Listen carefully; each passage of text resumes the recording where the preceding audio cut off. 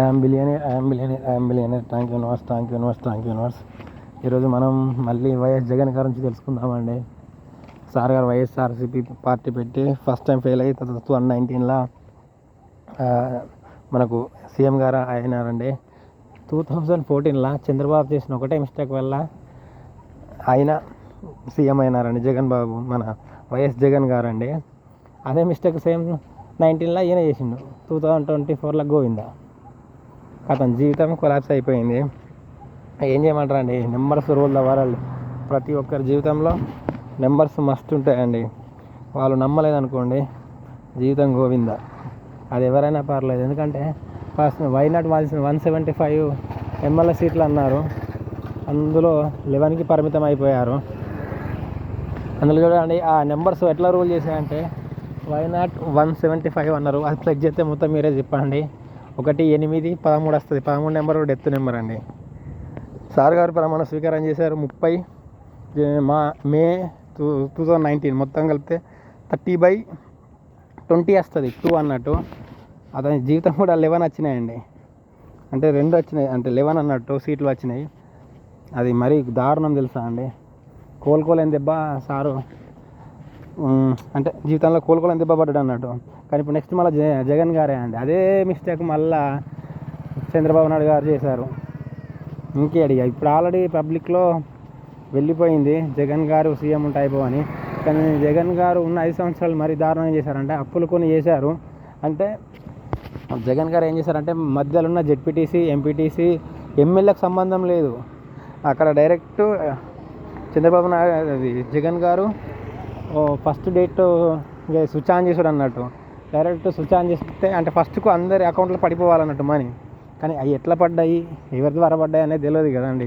అంటే ఇప్పుడు ఏదైనా చిన్న ప్రాబ్లం వస్తే మనం కన్సల్ట్ జెడ్పీటీసీ, ఎంపీటీసీ, ఎమ్మెల్యే గారిని అడుగుతాం. పబ్లిక్కు ఇంటరాక్షన్ లేదు అన్నట్టు ఎమ్మెల్యే వాళ్ళతోని. దాని ద్వారా ఎఫెక్ట్ పడ్డదండి. మళ్ళీ కొన్ని ఈ 3 రాజధానులు ఎఫెక్ట్ వల్ల అసలు 5 సంవత్సరాలు ఒక రాష్ట్రానికి రాజధాని లేకపోవడం అనేది పెద్ద విచిత్రం అండి. మనం జీకేలో చదువుకుంటాం కదండి, అంటే గవర్నరు, రాజధాని, హైకోర్టు ఎక్కడ ఉన్నదని. అది అంతా కొలాప్స్ అయిపోయిందండి. జగన్ గారికి బాగా మైనస్ అయిపోయింది. చేసిన ఎంత పని చేసినా కానీ సార్ గారికి లైఫ్లో ఇక బ్యాడ్ అనేది ఘోరంగా వచ్చిందండి. దానికి మనం ఏం చేయలేము. కానీ ఇప్పుడు same mistake Chandrababu Naidu sir చేశారండి. వీళ్ళు చేసేటప్పుడు అన్ని లక్షల కోట్లు ఖర్చు పెడతారు ఎలక్షన్స్లల్లో పబ్లిక్ కోసము.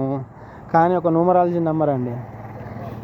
ఆ న్యూమరాలజీ నమ్మడం వల్ల 10 సంవత్సరాల వాళ్ళ తరమే ఉండొచ్చండి. ఇప్పుడు యూపీలో యోగి ఆదిత్యనాథ్ గారు ఉన్నారు, ఆయన్నే కంటిన్యూ ఎందుకు అవుతాడు. వెస్ట్ బెంగాల్లో మమతా బెనర్జీ గారు ఉన్నారు, వాళ్ళు ఎందుకు కంటిన్యూ అవుతారు.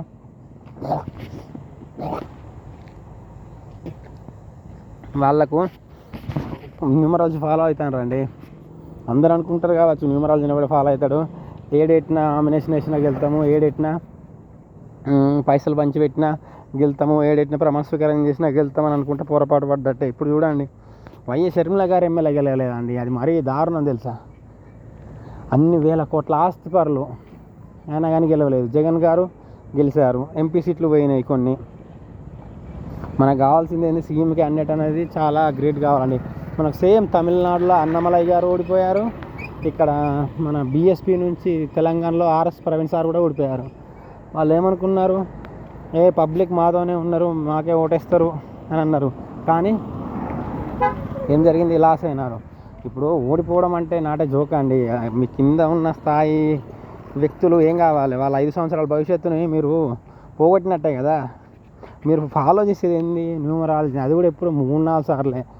3 సార్లు మీరు న్యూమరాలజీ ఫాలో అయితే 5 సంవత్సరాల భవిష్యత్తు మీ చేతులు ఉంటుంది. మేము ఫాలో కాము, మాకు అది అవసరం లేదు అని అంటే మీరు ఓడిపోతారు. మీ కింద ఉన్న స్థాయి కార్యకర్తల జీవితాన్ని ఆగం పట్టిస్తారు. మళ్ళీ 1-2 సంవత్సరాలు కాదు కదా, 5 సంవత్సరాల భవిష్యత్తు. ఇప్పుడు ఏం జరుగుతుందో ఎవరికి తెలియదు.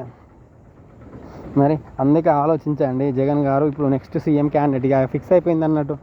సేమ్ చంద్రబాబు గారు చేసిన ఒక మిస్టేక్ జగన్ గారు సీఎం అయ్యారు, జగన్ గారు చేసిన మిస్టేక్ చంద్రబాబు గారు అయ్యారు. ఇప్పుడు సేమ్ మిస్టేక్ 24లో మన చంద్రబాబు గారు చేశారు, జగన్ గారికి ఏది మన డాంబర్ రోడ్ వేసినట్టు రహదారి వేసారు, మీరు సీఎం రండి అని. ఇప్పుడు నెక్స్ట్ జగన్ గారు సీఎం, అది ఫిక్స్ అయిపోయింది. చేసిన రెండే మిస్టేక్లు అండి.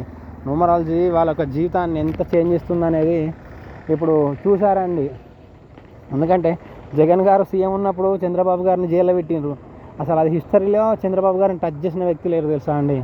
ఎన్నోసార్లు అతను ఏసీబీ రైలు జరిగినా కానీ జైల్లో పెట్టలేదు, కానీ జగన్ గారు పెట్టారు. జగన్ గారు పెట్టారు, ఏమైంది? గోవింద, జగన్ గారు సీఎం నుంచి పోయారు. ఇక టార్గెట్ చేసుకున్నారు కానీ న్యూమరాలజీ నమ్మలే కదా. గొడవలు అనేటివి కామన్, అవి పర్సనల్గా ఉంటాయి. కానీ నెక్స్ట్ సీఎం జగన్ గారు అండి, అది 100 ఫిక్స్. అది అంతే అండి, న్యూమరాలజీ ఇంత పవర్ఫుల్ అండి. Thank you universe, thank you universe, thank you universe. I am billionaire, I am billionaire, I am billionaire.